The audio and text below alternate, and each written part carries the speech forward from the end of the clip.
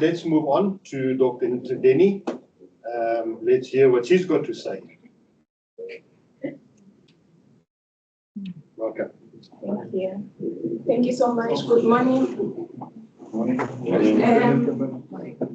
We, as the Eastern Cape Veterinary Services, we had a meeting, luckily, with the farmers about vaccination of negative heads. The resolution was that we will get the farmers to apply to national, and they will be assisted by the private vets who were in the meeting. The meeting was last week, Wednesday. Today, I have not received, I personally, being the director in the province, have not received any application from even one farmer. So I spoke to the director. Do you have a form that you can share with us? The indemnity has been developed by the private vets. They asked, the farmers said they don't have time for administration. They would like the private vets to develop a document. We called it an indemnity. I know it means nothing legal in legal terms, but we need something that says, I personally, the farmer, am willing and I am aware that my farm will be under quarantine for 12 months minimum. And there will be no movement of clover and hoofed animals.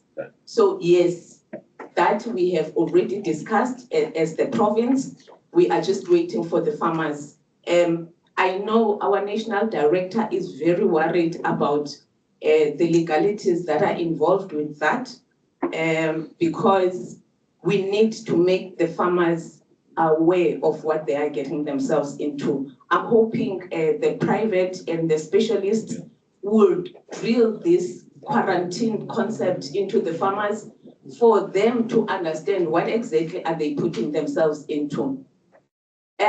A farm, I will talk about it on the lifting of quarantine, but a farm that is placed under precautionary quarantine has an opportunity to have that quarantine lifted sooner when the risk has been determined.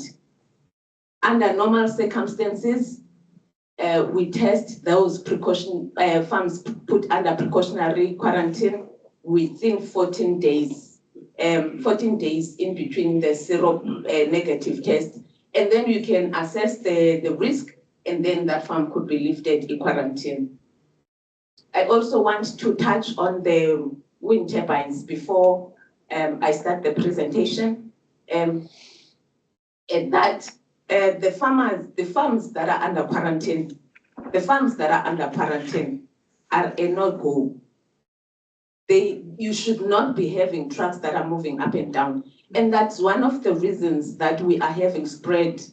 We think it is one of the reasons. It may not necessarily be the only reason, but it is one of the reasons that we think we're having the spread within the neighboring farms in one of the areas. Coming back to my presentation, as the Eastern Cape, we started having this crisis. We thought we were exempted because the outbreak started in 2022, and we have been the 3 provinces, Eastern Cape, Northern Cape, and Western Cape, that have been free of this virus until the 30th of April 2024, when one of the private vets in Humansdorp sent samples that were confirmed on the 1st. At the moment, we have 7 farms that are positive in the Guha and Gokama municipality, and we have 2 in the Buffalo City metro. In Buffalo City, it was firstly established in an export establishment. That was just by chance, because the establishment wanted to export animals.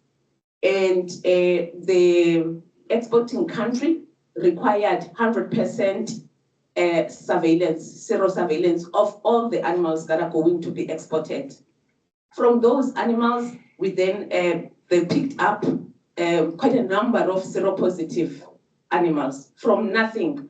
We went in there, checked the animals, nothing. They were eating, they were happy, no lesions, bokoron. And we were baffled. The farmer asked, are we going to see these clinical lesions? And I was very confident. And I said, no, don't worry. The results are talking to early infection. In 2 or 3 days, you're going to see this. It's going to be very, very obvious. And I was talking based on what we have been finding in human stock. We saw typical clinical symptoms in the dairy farms in human stock. And so I was speaking with confidence, and I was telling the farmer, don't worry, you'll see this. 2 days passed, 1 week, 2 weeks, nothing. Nothing. We mouthed all 600 animals that were in the isolation camp. Zilch, Dr. Morris, I'm sure it's because we didn't have any experience of looking with a fine eye on these animals, but we saw nothing. So now we've picked another farm in the Buffalo City. We are not overtly surprised because the two farms share a handling facility. So that is the link there.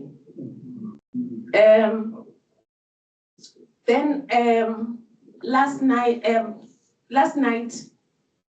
we've received from Jared that there is an additional 3 farms in the human stock that have shown symptoms in the long weekend. He didn't have any long weekend. He was busy running around between these farms. And this morning, there's a 4th one. Those are all neighboring farms. And we are thinking our link with those is these trucks that moves between these farms. Unfortunately, that is one of the bridges in terms of biosecurity.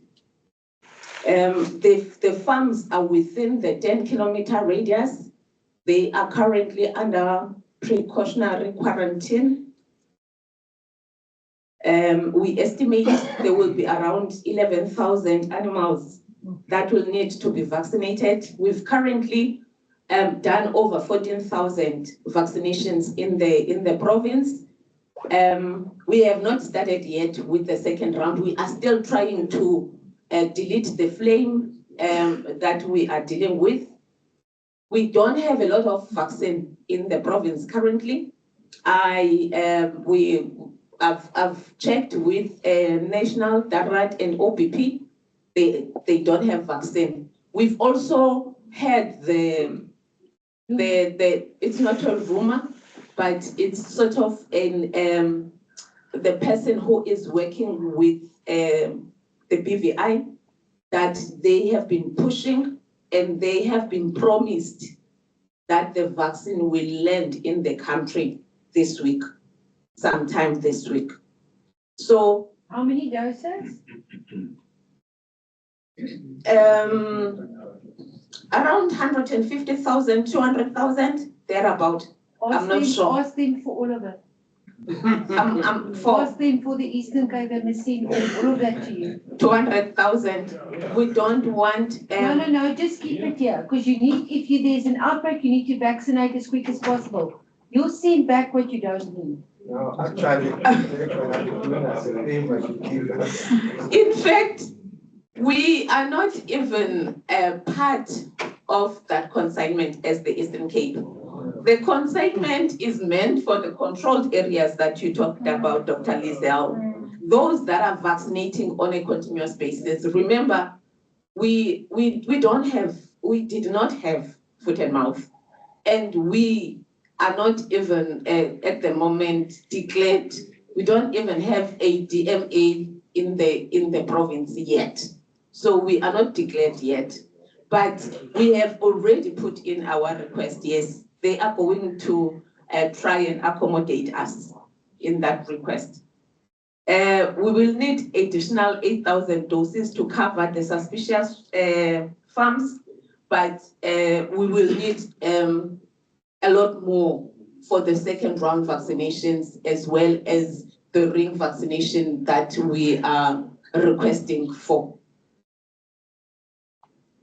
Okay, that shows our outbreak areas. In Humansdorp, the outbreak is mostly confined in that area at the moment. Hopefully it will remain in that area. In the BCM is also confined in that area. There's a lot of serosurveillance that has been done, and the backward and forward tracing in all the other farms, and they have all come back negative.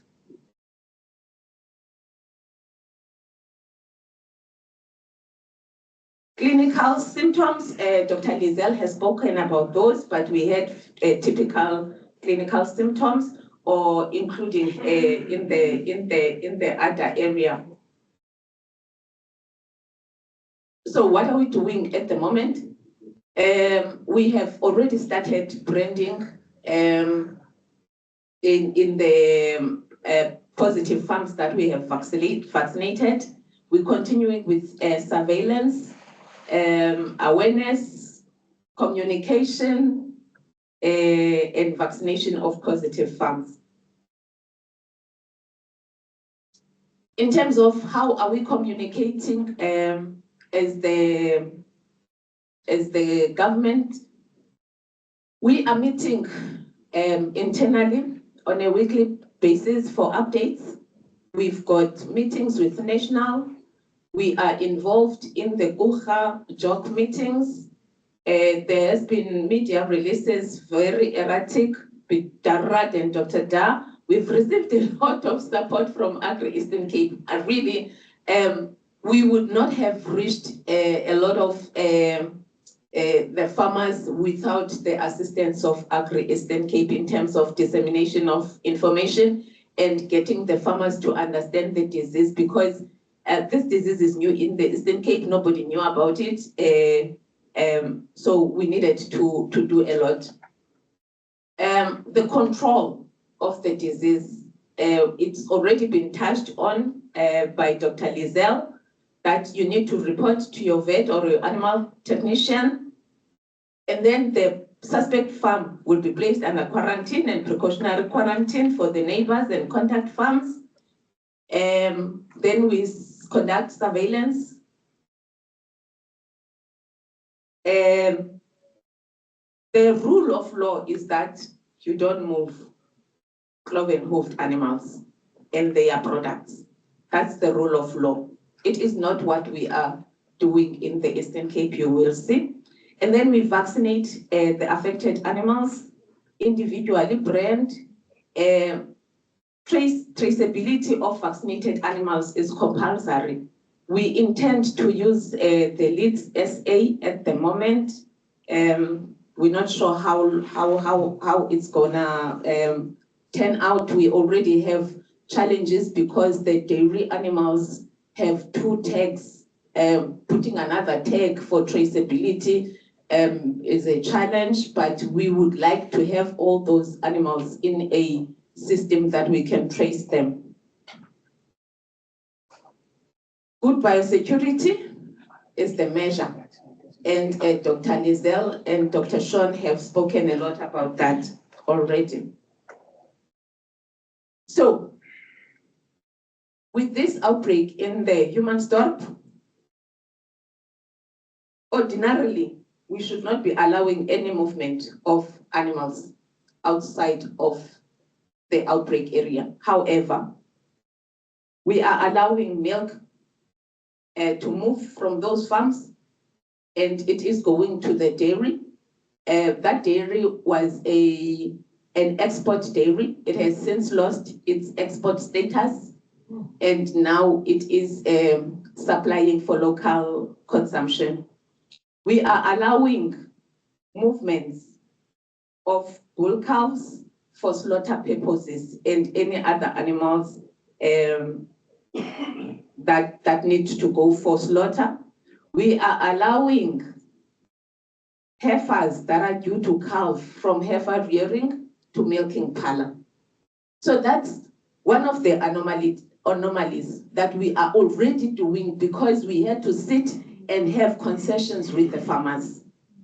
The disease, as you have heard from Dr. Sean and Dr. Lizelle, it's a disease where, in the true sense of the word, it should have been locked down. We should have just locked down everything, stand still, and waited for a couple of days, 30 days or so. Keep quiet, do nothing, don't move nothing. But unfortunately, Dr. Lizelle has said this is a financial disease. Farmers needed to do what needed to be done. So we had concessions that we had to do. And those are the concessions that we are doing. And thanks to Agri Eastern Cape with their systems, and they are assisting with the movement permit in terms of those movements. And we are hoping the farmers are only moving really what is necessary and what needs to move. Is it Red Cross permit? Do you move them with Yes. Red Cross permit? Yes. And seals for the truck? No, we've got the tracking system from okay. Agri Eastern Cape, so they can track the truck from farm to slaughter, so that we can see it has gone where it is intended to go. Lifting of quarantine, we've got two options: depopulation or controlled slaughter. With depopulation, the animals will eventually all be moved to a designated abattoir for slaughter. Once the property has been depopulated, then there is cleaning and disinfection that Dr. Sean Morris was talking about. And then we can then, after that, lift the quarantine in that farm. But for controlled slaughter, the farm remains under quarantine during slaughter. And this is where the dairy farmers will be affected because they will be doing staggered slaughtering in their farms. The farms that are under quarantine and that are infected remain under quarantine for a minimum, at least for 12 months.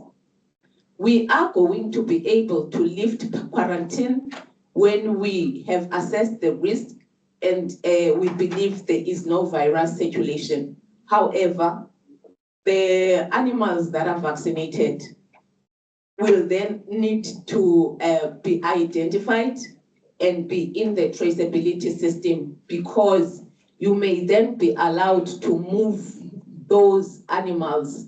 But wherever they are going, you need to get consent to the farm of destination, as well as the indication that they know that that animal will need to be traced until its end of life in the abattoir. So,